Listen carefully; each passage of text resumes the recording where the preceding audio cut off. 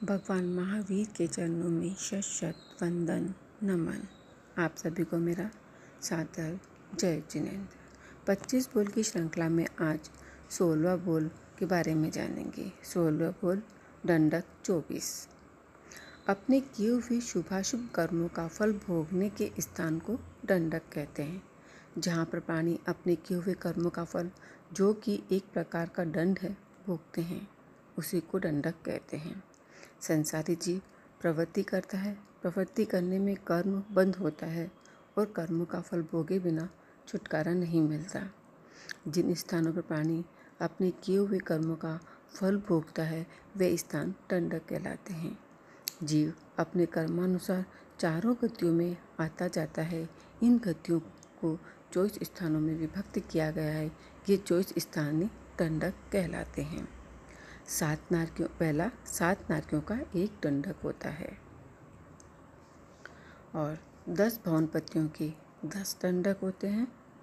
तो 12वां दंडक होता है पृथ्वी काय का एक दंडक, अपकाय का एक दंडक, देव काय का एक दंडक, वायु काय का एक दंडक, वनस्पति काय का एक दंडक, बेंद्रिय का एक, तेंद्रिय का एक दंडक, चौरेंद्रिय का एक दंडक, तिर्यंच पंचेंद्रिय का एक दंडक, मनुष्य का एक दंडक, वाण्यंतर देवों का एक दंडक, ज्योतिषी देवों का एक दंडक, वैमानिक देवों का एक दंडक, 7 नरकों का एक दंडक। नीचे के लोग में 7 पृथ्वी हैं, जो उनको नरक कहते हैं।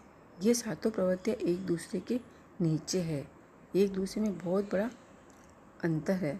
सातों प्रवृत्तियों के नाम इस प्रकार है: धम्मा, वंसा, शीला, अंजना, रीठा, मगा, मागवती। इनके गोत्र हैं रत्नप्रभा, शर्करा प्रभा, बालुका प्रभा, पंक प्रभा, धूम प्रभा, तम प्रभा और तमतमा प्रभा। गुणयुक्त नाम को गोत्र कहते हैं।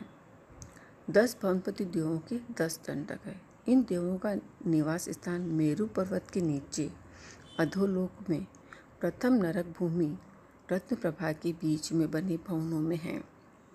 भवनपति देवों के 10 दंडक हैं। पहला असुर कुमार, दूसरा नाग कुमार, तीसरा सुपर्ण कुमार, चौथा विद्युत कुमार, 5वां अग्नि कुमार, 6वां दीप कुमार, 7वां उदति कुमार, 8वां दिशा कुमार, 9वां पवन कुमार, 10वां स्तनित कुमार। इनके मुकुट के अंदर के चिन्ह चित्र में बताए गए हैं। 5 स्थावरों के 5 दंडक हैं, जैसे पृथ्वी काय, अपकाय, देव काय, वायु काय और वनस्पति काय के क्रमशः एक एक दंडक निर्धारित है। अर्थात 5 दंडक के स्थावर मध्य लोक के सभी असंख्य द्वीप व समुद्रों में होते हैं। 3 विकलेंद्रिय के 3 दंडक हैं। बेंद्रिय, तेंद्रिय, चौरेंद्रिय के क्रमशः एक एक दंडक निर्धारित है, अर्थात इनके 3 दंडक हैं। तिर्यंच पंचेंद्रिय और मनुष्य के 2 दंडक। तिर्यंच पंचेंद्रिय और मनुष्य के लिए क्रमशः एक एक दंडक निर्धारित है, अर्थात 2 दंडक। मनुष्य का निवास अढ़ई द्वीप, जम्मू द्वीप, घातकी द्वीप, आधा पुष्कर व द्वीप है। वाण्यंतर जीवों का एक दंडक। ये देव मेरु पर्वत के नीचे और भवनपति देवों के ऊपर मध्यलोक की सीमा में रहते हैं। इसके लिए एक दंडक निर्धारित है। ज्योतिषी देवों के लिए भी एक दंडक है। ये देव मेरु पर्वत से 790 योजन ऊपर और 900 योजन तक आकाश में मेरु पर्वत के चारों तरफ घूमते रहते हैं। इनके लिए भी एक दंडक निर्धारित है। वैमानिक देवों का एक दंडक। ऊर्ध्व लोक में विमानों में रहने वाले देवों को वैमानिक देव कहा जाता है। अपने अर्जित अतिशय पुण्यों के कारण ये विमान में उत्पन्न होते हैं। इनके लिए भी एक ही दंडक निर्धारित किया गया है। इस प्रकार कुल 24 दंडक हुए हैं।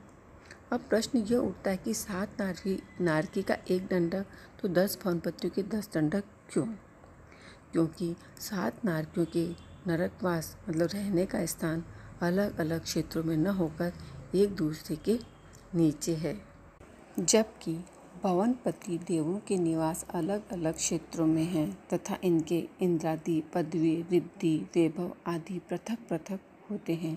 जैसे एक नरक का क्षेत्र जहाँ पूरा होता है, वहाँ से दूसरी नरक का क्षेत्र प्रारंभ हो जाता है। इसलिए नरकों के बीच अंतर नहीं है, लेकिन भ्रमणपति के 10 आवासों के बीच नरक के प्रतर आए हुए हैं, इसलिए भ्रमणपति के दंडक भिन्न हैं। सबसे थोड़े जीव 21वें मनुष्य के दंडक में हैं। सबसे ज़्यादा जीव वनस्पति काय के एक दंडक में होते हैं। मैंने 16वें बोल के बारे में आपको जानकारी दी, इसमें कुछ गलती हो तो मैं आपसे क्षमा चाहती हूँ। इच्छामि दुक्कड़म सादर। जय जिनेंद्र।